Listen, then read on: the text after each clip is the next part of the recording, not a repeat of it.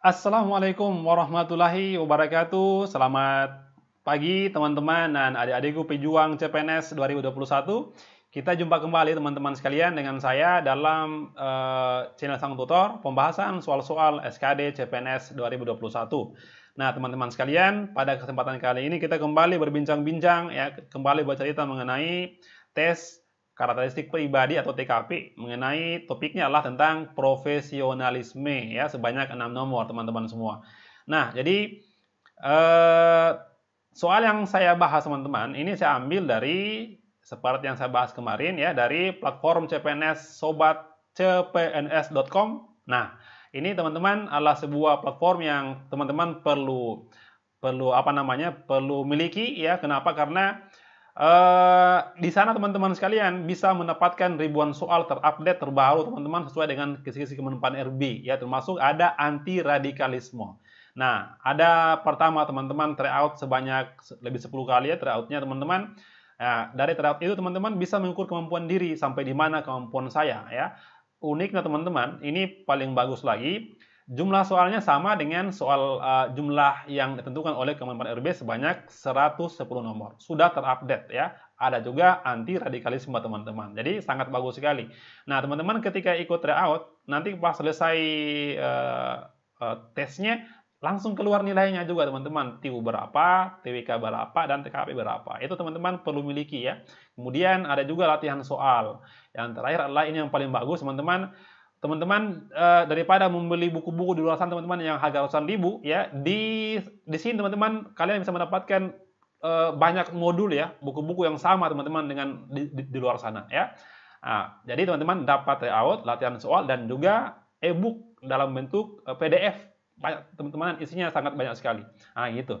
Nah, berapa teman-teman harganya? Murah sekali teman-teman. Jika teman-teman bandingkan dengan harga di luar sana, itu di sini hanya 65.000 saja teman-teman ya. Di luar sana ada saya dapat sekitar lebih 100.000. Teman-teman, 65.000 itu semua isi dari kalian bisa dapat di sana semuanya. Nah, bagi teman-teman yang berminat ya silakan klik link klik deskripsi di bawah teman-teman, langsung klik linknya, ikuti petunjuknya. Nah, gitu ya. Murah teman-teman, sangat murah sekali. Oke, selama 1 tahun teman-teman hanya 65.000 ya, gitu ya. Nah, jadi teman-teman sekalian perlu tahu bahwa kedepannya saya akan terus membahas tentang materi-materi CPNS dari platform ini, Sobat CPNS.com. Nah, semoga teman-teman berminat ya. Saya sarankan teman-teman miliki ini dan pelajari. Nah, kita lihat teman-teman soal 6 nomor mengenai profesionalisme ya. Kita lihat soalnya seperti berikut ini, simak sampai selesai.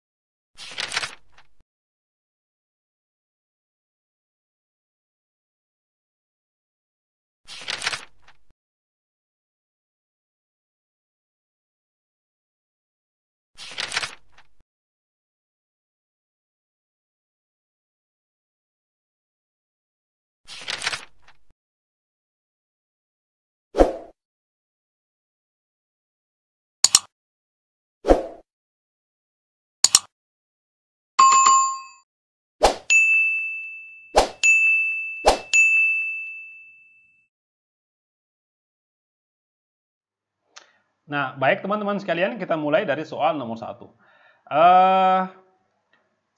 Sebagai salah satu syarat mengikuti tes masuk di perguruan tinggi adalah membawa surat keterangan bebas COVID-19. Namun untuk bisa tes swab membutuhkan biaya yang tidak murah. Oke, ini adalah merupakan soal terbaru ya. Seorang teman mengajak Anda untuk mendapatkan surat keterangan palsu yang dijual dengan harga yang lebih murah. Menyikapi hal itu, maka Anda apa? A. Menolak dan mengingatkan teman Anda bahwa perbuatannya bisa terancam pidana jika ketahuan. Nah, B. Menolak dan mengingatkan agar tidak melakukan hal tersebut karena hal tersebut bisa menimbulkan korban jiwa. C. Mengingatkan ajakannya agar bisa menghemat biaya. Mengikuti ya. D. Mengikuti ajakannya jika memang risiko ketahuan tidak ada, menolak ajakannya dengan alasan takut karena ketahuan dan ditakut pidana. Nah, oke teman-teman sekalian, karena ini adalah merupakan soal kepribadian, jadi mungkin saja jawaban saya dengan Anda itu berbeda ya. Kenapa? Karena pribadi saya dengan teman-teman itu beda teman-teman ya gitu. Nah, jadi kalau berbeda silakan tuliskan di kolom komentar. Nah, jadi teman-teman sekalian, ini kalau mungkin pernah kita lakukan hal ini ya, kita jawab aja tidak pernah gitu ya. Kita pura-pura dulu tidak tahu teman-teman gitu. Nah, jadi ini kan kita dihadapkan antara dua pilihan teman-teman. Yang pertama adalah menerima ajakan itu atau menolak ajakan itu. Nah jadi ya, pasti kita berpikir ya pasti yang tinggi adalah yang menolak ajakan itu, gitu teman-teman. Jadi kita bisa lihat pasti ini yang poin pertama itu adalah yang poin paling kecil adalah mengikuti ajakannya agar bisa menghemat biaya. Ini adalah poin pertama teman-teman sekalian, gitu ya. Poin yang satu saja. D juga teman-teman, mengikuti ajakannya jika memang risiko ketahuan tidak ada. Ini dua ya gitu. Oke, kita bisa ambil mulai dari yang paling rendah ya. Kemudian antara teman-teman A, B, dan E itu yang mana? Menolak ajakannya dengan alasan takut ketahuan dan takut pidana. Ini menolak teman-teman ya. Karena alasannya takut ketahuan ya. Ini mungkin saya kasih poin 3. Nah, sekarang poin 45 ada di antara A sama B gitu. Nah, ini yang A dan B teman-teman sama sebenarnya, cuma alasannya yang berbeda. Alasannya apa? Untuk bagian A adalah alasannya adalah bisa terancam pidana. Oke? Nah, sedangkan untuk ini bisa menimbulkan korban jiwa teman-teman. Nah, gitu ya. Untuk bagi saya teman-teman, kalau kita lihat mana poin 45, saya lebih memilih ini merupakan poin 4, ini adalah merupakan poin 5. Kenapa demikian? Karena yang poin 5, poin 4 itu dia hanya memikirkan diri sendiri. Artinya kalau ketahuan nanti pidana. Sedangkan untuk B, dia masih punya sisi kemanusiaan gitu ya. Punya empati kepada orang jangan sampai menimbulkan korban jiwa. Itu bagi saya teman-teman sekalian. Itulah analisisnya gitu. Oke. Nah, bagi saya teman-teman adalah poin yang paling tinggi adalah poin 5. Oke, kira-kira teman-teman begitu maksud saya. Oke. Nah, yang berbeda silakan di kolom komentar. Kita lanjut ke soal berikutnya nomor 2. Nah, baik teman-teman sekalian, kita lanjut ke soal nomor 2. Ya, ini masih menyangkut masalah COVID ya. Ketika ada kebijakan baru terkait jam kerja ASN di mana tempat kerja yang semula di kantor menjadi bekerja dari rumah dikarenakan adanya pandemi COVID-19 sehingga dengan bekerja dari rumah diharapkan dapat menurunkan risiko tertularnya virus COVID-19. Maka selaku ASN terhadap kebijakan tersebut sikap Anda adalah apa? A. Butuh waktu untuk menyesuaikan diri dengan kebijakan baru. B. Akan berusaha menyesuaikan diri dan bekerja dengan baik. C. Segera mungkin menyesuaikan diri agar bisa lebih produktif dalam bekerja meskipun dari rumah. D. Tetap produktif bekerja meski sebenarnya agak berat dengan kebijakan baru itu. E. Memilih untuk mengikuti aturan karena takut sanksi. Nah, jadi teman-teman sekalian mungkin kita sepakat ya, ini soal-soal TKP sebenarnya mudah semua ya, mudah semua jika teman-teman bisa menganalisis soalnya. Nah, kalau kita lihat teman-teman soal jawaban A, B, C, D, E, yang mana yang poin 1, kita lebih memilih mungkin ini ya, butuh waktu katanya ya, butuh waktu. Jadi ini kan antara dua juga, apakah bekerja ya dengan perubahan tempat bekerja, apakah dia bisa menyelesaikan atau tidak gitu ya. Nah, ini adalah butuh waktu katanya untuk menyelesaikan diri. Nah, ini adalah merupakan poin pertama teman-teman. Dia masih butuh waktu katanya. Kemudian yang kedua, akan berusaha. Ini memilih untuk mengikuti aturan karena takut sanksi ya. Ini mungkin poin 2 teman-teman ya. Karena alasan takut sanksi. Kemudian akan berusaha menyelesaikan diri dan bekerja dengan baik. Oke, kemudian kita lihat yang C, segera mungkin menyesuaikan diri agar bisa lebih produktif dalam bekerja meskipun dari rumah. Nah, teman-teman sekalian, mungkin poin 3, 4, 5 adalah B, C, atau delta. Mungkin teman-teman kita sepakat ya, untuk poin yang paling tinggi adalah segera mungkin ya, menyesuaikan diri agar bisa lebih produktif, bisa lebih produktif dalam bekerja meskipun dari rumah. Itulah yang diharapkan dari ASN jika bekerja dari rumah, kualitas kerja harus sama dengan minimal ya samalah dengan kerja di kantor. Walaupun teman-teman di rumah kita diharapkan bekerja sesuai dengan apa namanya target yang betul-betul tinggi ya gitu teman-teman. Oke, jadi untuk yang poin 5 adalah teman-teman ini. Nanti teman-teman sesuaikan yang manakah poin 3, 4 itu mungkin antara B atau delta. Itu teman-teman. Nomor 2 kita lanjut teman-teman soal nomor 3. Nah, baik, kita lanjut ke soal berikut nomor 3. Anda seorang ASN ya di sebuah kantor. Apabila Anda diminta oleh kepala departemen tempat Anda bekerja untuk menjadi ketua sekaligus penanggung jawab dalam sebuah tim kerja di kantor. Padahal Anda merasa belum pantas untuk menerimanya sebab masih ada atasan Anda yang dianggap mampu. Yang Anda lakukan adalah apa? A. Menolak permintaan kepala departemen tersebut dengan alasan belum mampu. B. Menolak permintaan tersebut dan mengusulkan atasan yang menerima tugas sebagai ketua tim kerja.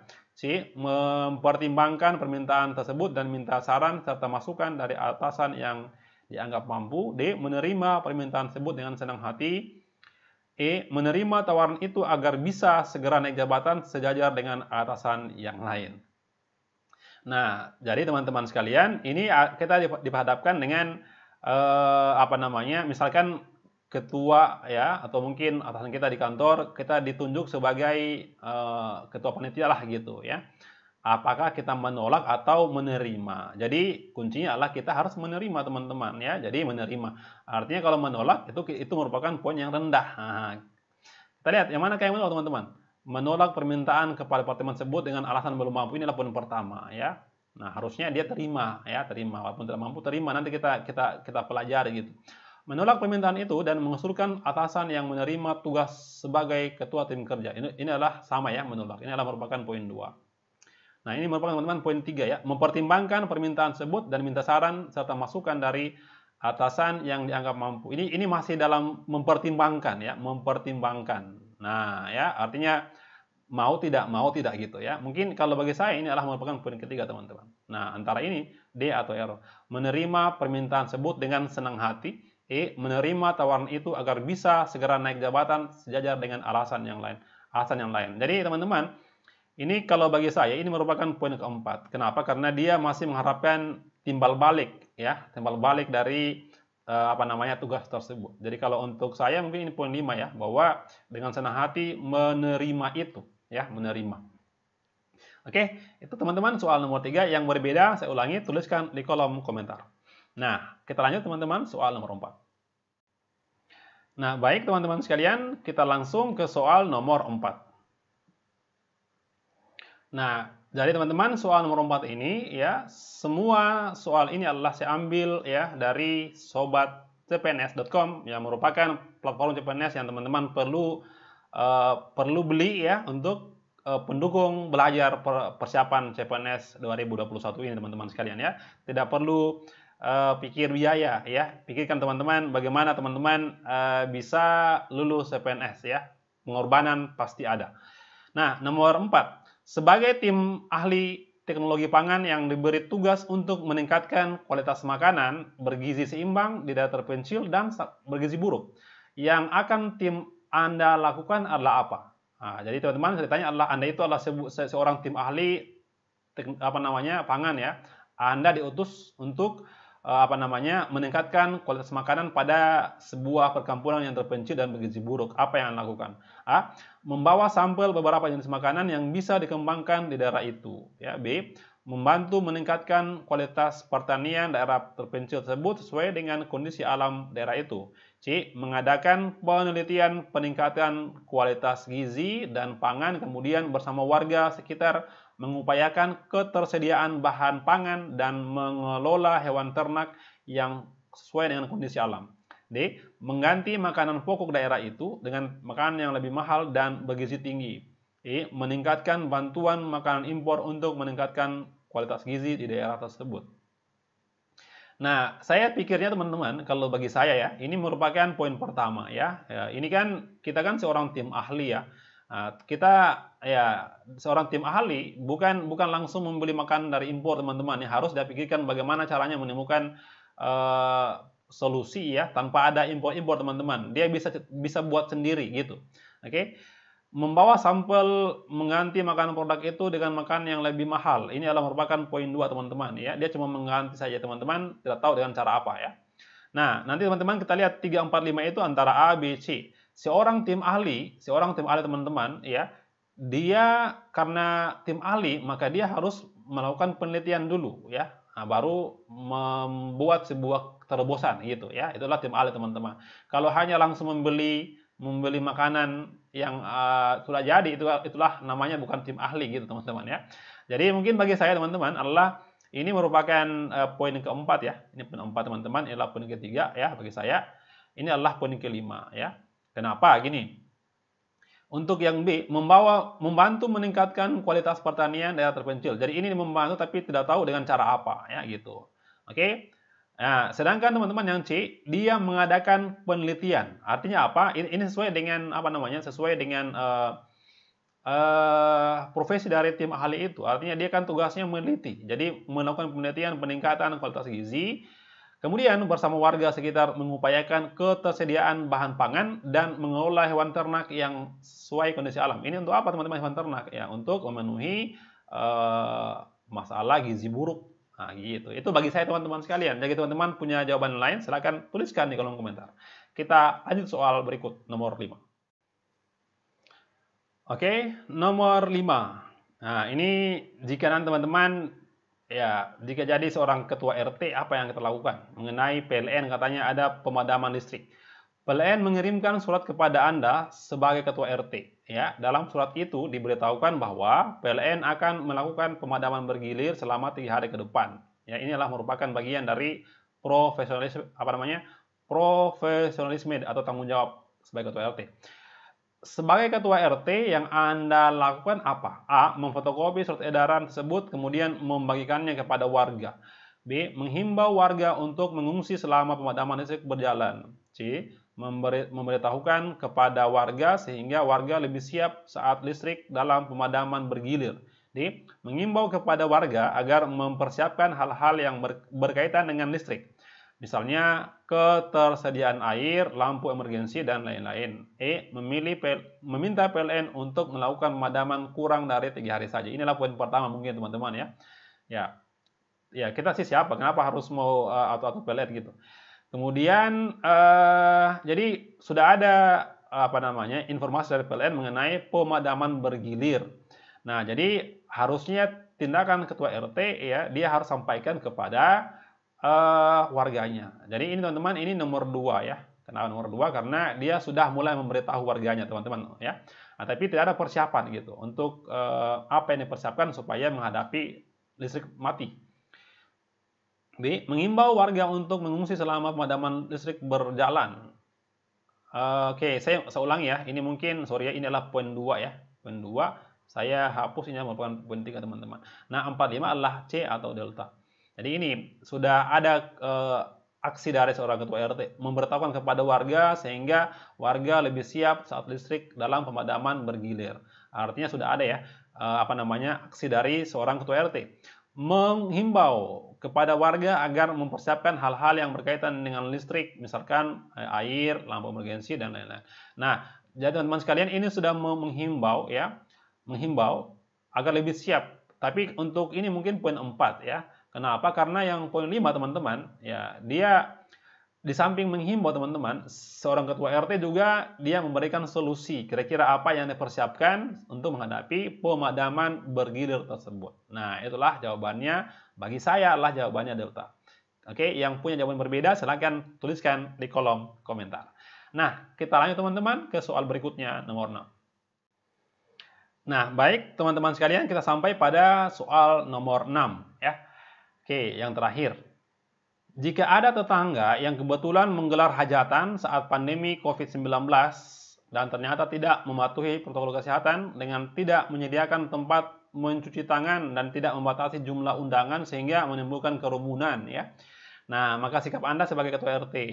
Oke, jadi masih dalam kasus sebagai ketua RT teman-teman. Apa yang kita lakukan jika kalian menjadi ketua RT gitu? A. Menelepon polisi untuk membubarkan acara itu. B. Mengatakan kepada pemilik hajatan akan membubarkan acara jika tidak taat protokol.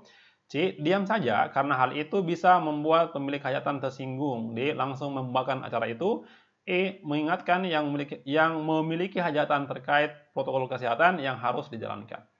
Nah, teman-teman sekalian, jadi kita bisa bagi dua lagi ya, diam saja atau mengingatkan gitu. Jadi sebagai pemimpin di RT kita harus ada aksinya, jangan diam saja. Berarti teman-teman sekalian, ini adalah merupakan poin pertama, diam saja ya, gitu. Nah, kemudian teman-teman, yang poin 2 ya, yang poin 2 mungkin saya antara 2 ini mungkin ini 3 ya. Ya, dia langsung bubar. Ini dia telepon polisi bubar gitu ya. Nah, intinya kalau bukan 2 ini 3 lah gitu. Kemudian yang 45 antara B atau I. Nah, gitu. Mengatakan kepada pemilik hajatan akan membubarkan acara jika tidak taat protokol. Yang E adalah mengingatkan yang memiliki hajatan terkait protokol kesehatan yang harus dijalankan. Jadi teman-teman, bagi saya adalah ini 4, ini adalah 5 ya. Jangan kita ubahkan tapi diingatkan saja. Nah, itulah teman-teman soal-soal yang saya ambil dari sobatcpns.com. Teman-teman yang minat silahkan klik link di bawah ya. Semoga teman-teman bisa pelajari di rumah sendiri ya. Nah, itu dulu teman-teman materi untuk kali ini. Kita jumpa lagi pada materi selanjutnya. Terima kasih teman-teman sekalian. Semangat belajar. Assalamualaikum warahmatullahi wabarakatuh.